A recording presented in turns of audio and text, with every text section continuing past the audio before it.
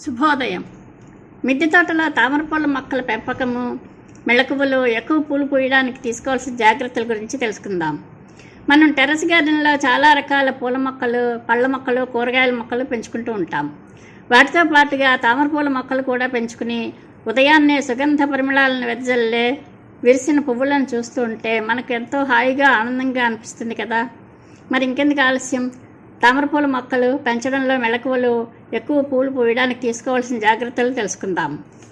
తామరపూల దుంపలు ఆన్లైన్లోనూ కొన్ని చోట్ల నర్సరీల్లోనూ దొరుకుతాయి. అవి తెప్పించాక కొన్ని జాగ్రత్తలు తీసుకుంటే దుంపలు కాబట్టి మనం పెట్టిన 3 నెలలకే మొగ్గలు, పువ్వులు వస్తాయి. తీసుకోవాల్సిన జాగ్రత్తలు ఏమిటి అనేది A to Z ఇప్పుడు తెలుసుకుందాం. దుంపలు ఆర్డర్ ఇచ్చాక అవి రావడానికి 5-6 రోజులు పడుతుంది. ఈలోగా ఒక టబ్లో 1 వంతు మట్టి, అందులో కొద్దిగా ఆవు పేడ బాగా ఎండినది వేసి 3 వంతులు నీరు పోసి బాగా కలిపి ఉంచాలి.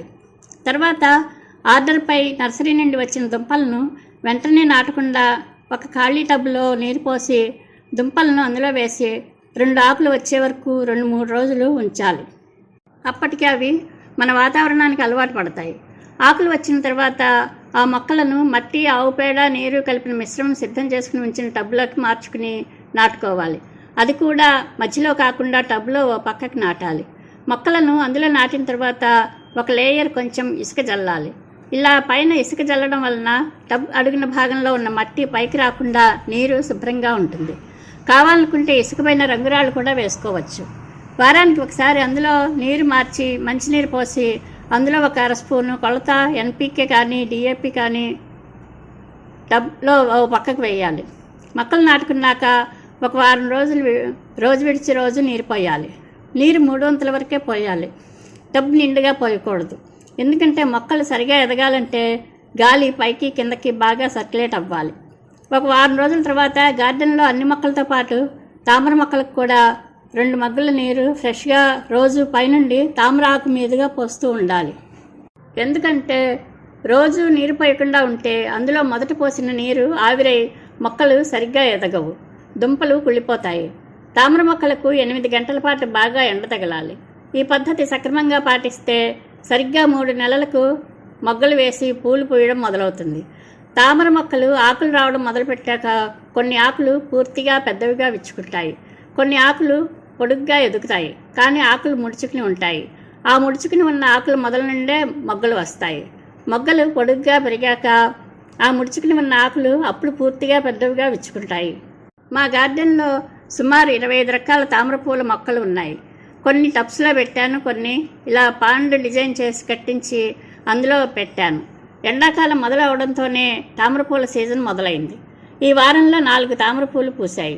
వచ్చే వారంలో విరియడానికి సుమారు 10 రకాల తామర మొగ్గలు సిద్ధంగా ఉన్నాయి. తామర పువ్వులు మంచి సువాసన వెదజల్లుతాయి.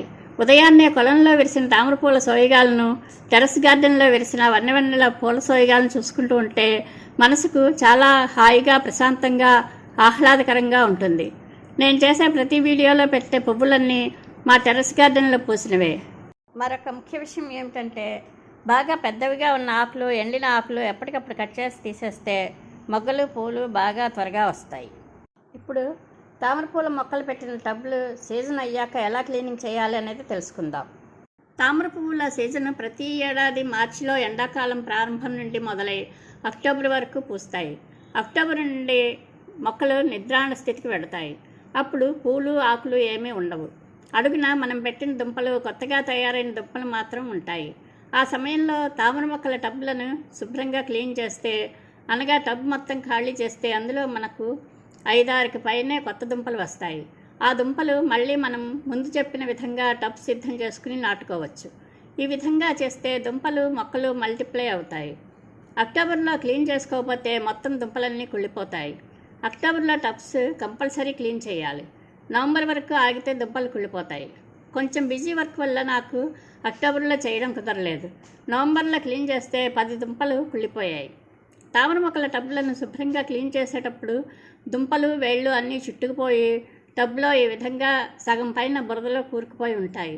వాటిని జాగ్రత్తగా విడదీయాలి. ఒక టబ్ క్లీన్ చేయడానికి సుమారు 2 గంటల సమయం వరకు పడుతుంది. అవన్నీ క్లీన్ చేసి వచ్చిన దుంపలను తిరిగి ఫ్రెష్గా నాటుకుంటే సీజన్ మొదలవగానే మనల్ని ఆహ్లాదపరచడానికి మళ్ళీ మంచిగా సువాసనలు వెదజల్లుతూ పూలు వస్తాయి. పూలను చూడగానే పడిన శ్రమ అంతా మర్చిపోతాం. ఏది ఏమైనా మొక్కలు పెంచడానికి ముఖ్యంగా ఓర్పు, సహనం, ఓపిక, సమయం, ఉత్సాహం చాలా అవసరం.